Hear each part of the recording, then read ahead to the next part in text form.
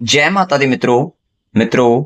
शुक्र ग्रह का अपनी उच्च राशि मीन राशि में गोचर 28 जनवरी 2025 को प्रातः 7:12 पर होने जा रहा है।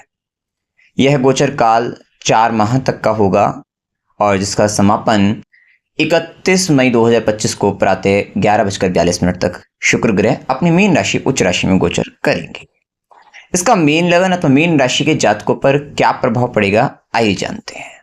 मित्रों, आपके लिए तो यह लगन या राशि पर ही होने वाला है, तो विशेषतः आपके मन पर अगर आप राशि के हैं, और अगर आप लगन से मीन लगन है तो आपको शारीरिक दृष्टि से भी ये चीजें या दिमागी स्तर पर ब्रेन लेवल पर भी ये चीजें आपको काफी ज्यादा प्रभावित करने वाली है। सबसे पहले तो आपका जो स्टेटस है, बेसिकली आपकी जो सोच है, सोचने का जो तरीका है काफी उच्च कोटि का हो जाएगा। आप किसी भी प्रोडक्ट को, जैसे हम फिल्टर लगाते हैं तो जो फिल्ट्रेशन जैसे कि हम करते हैं, तो उस तरीके से आपकी जो चॉइसेस है वो बहुत परफेक्ट चॉइसेस आपकी हो जाएगी। इस समय में आप छोटी मोटी चीजों को पसंद नहीं करोगे, क्योंकि उसके साथ राहु और बैठ गए तो उसके प्रभाव को और अधिक बढ़ा देगा। तो कहीं ना कहीं स्टेटस लेवल, ये सब चीजें काफी हाई होती हुई नजर आएगी। भौतिक सुखों के प्रति आकर्षण विशेष से बढ़ जाएगा। कामुकता, काम वासना, ये रोमांस वगैरह, ये सब चीजें, लव रिलेशनशिप के और ज्यादा सोचना, इन सब चीजों को लेकर ये सब चीजें बहुत अधिक बढ़ जाएगी। आर्टिस्टिक क्रिएटिव टैलेंट भी आपके जीवन में इस समय के अंतर्गत बढ़ता हुआ दिखाई देगा। या ये कहिए कि घूमने फिरने का जो शौक है, लग्जरियस चीजों के प्रति जो आकर्षण है, बेसिकली सब चीजें कहीं ना कहीं किसी न किसी तरीके से आपको बहुत अधिक प्रभावित करते हुए नजर आएंगी। या आप कोई भी काम कर रहे होंगे तो इन सब चीजों का विशेष महत्व और विशेष इनको बहुत इंपॉर्टेंस आप देते हुए नजर आओगे। हो सकता है इस समय के अंदर अगर आप कोई भी लग्जरी से रिलेटेड प्रोडक्ट को परचेस कर रहे हो तो उसमें आपको बहुत परफेक्ट, मतलब बहुत फाइन तरीके से आप उस चीज़ को देखोगे, करोगे, वो सब चीज़ें आप वहाँ पर रहेगा। मतलब इतना फिल्टर आप उसमें यूज़ करते हुए दिखाई दोगे कि इस ब्रांड का होना चाहिए, इस कलर का होना चाहिए, मतलब बहुत ही स्पेसिफिक हो जाओगे। तो ये जो कहीं ना कहीं टाइम आप अपने आप को इतना स्पेसिफिक पाओगे, तो ये एक स्थिति देखने को मिलेगी इस समय में। क्योंकि थर्ड लॉर्ड 8th लॉर्ड बनकर भी आते हैं, तो देखना, ध्यान रखना कि भोग इतना ही हो कि रोग में ना तब्दील हो जाए। इस चीज का ध्यान रखना, कहीं ना कहीं ये स्वास्थ्य की हानि कर सकता है अगर आपने इसको कंट्रोल नहीं किया।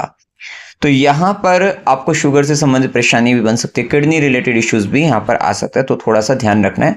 वो जिन लोगों की जन्म कुंडली में शुक्र पीड़ित होगा, दशा भी शुक्र या पीड़ित चल रही होगी, कोई ना कोई कष्ट की दशा चल रही होगी, तो कहीं ना कहीं उनको ये परेशानी आ सकती है।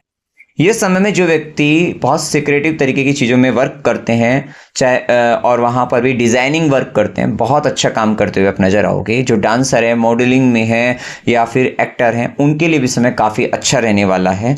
उन लोगों को बहुत प्रसिद्धि, बहुत लाभ देखने को मिलेगा। बहुत अधिक ट्रैवल आपके होते हुए नजर आएंगे, और आपके जो ट्रैवल हैं वो भी काफ़ी ज़्यादा एक्सपेंस से भरे होंगे।